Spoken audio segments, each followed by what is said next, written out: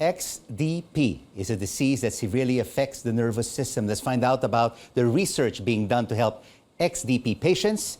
Joining us now are Dr. Eva Maria Cutiongco-De of the UP Manila National Institutes of Health and Dr. Lillian Lee of the Philippine Children Medical Center. Thank you so much, doctors, for joining us. Dr. Lee, let me start off with you. What is XDP briefly, and how does it impact an individual?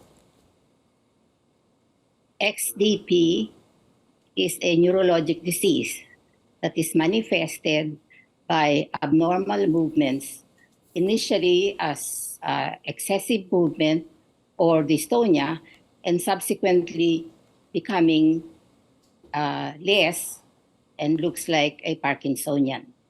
So doctor, what is the cause? How can one get the XDP disease?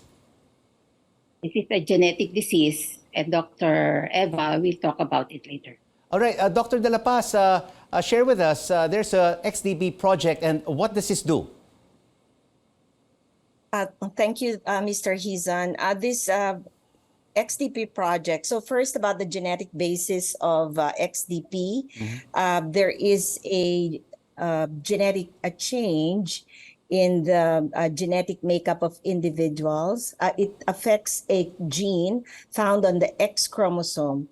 So it's a huge burden, not only to patients, but also their families, because of the quality of life, the stigma and genetic transmission, as it is inherited in an X-linked manner. So affected males are born to carrier mothers. So this project, funded by the Department of Science and Technology, Philippine Council for Health Research and Development, is needed in order to have a comprehensive picture of the prevalence of the genetic cause of XDP in the country, because we don't have that prevalence figure yet. And that's very important, because the prevalence of a specific disease can help us understand the demands on health services and social care system and how to manage the condition better. And how many Filipinos have XDP, doctor? I can only tell you that's why figures. Yes, doctor. Yes, Dr. Lee.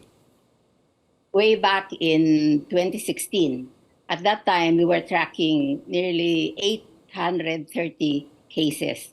But I'm sure there are more, because we only have, those numbers are only the ones that we were following.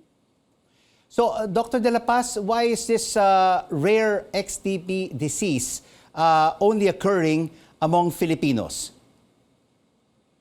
Well, the thinking is that there was a there was a genetic mutation, a change in the gene, which likely represents a founder mutation that has occurred within the Panay population. A founder mutation is a genetic alteration observed with high frequency in a group that is or was geographically or culturally isolated, and one or more of the ancestors was a carrier of the altered gene. So unfortunately, the actual frequency of this mutation and how widely individuals carry it in the Philippines, it remains unknown. And that's why we're doing this study. And this particular XDP disease is focused on Panay, but is there a possibility that it could spread to other parts of the country? Yes, because the Filipinos have been all over the world. And so they brought with them the diseases that they have. Mm-hmm. And how are you addressing this, Dr. De La Paz?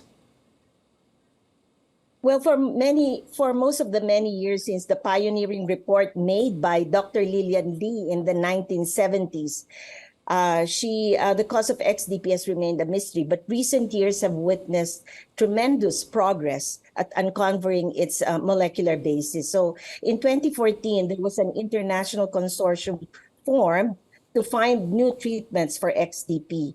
The global coalition is called the Collaborative Center for X-linked Dystonia Parkinsonism, and it's based at the Massachusetts General Hospital, Harvard in Boston.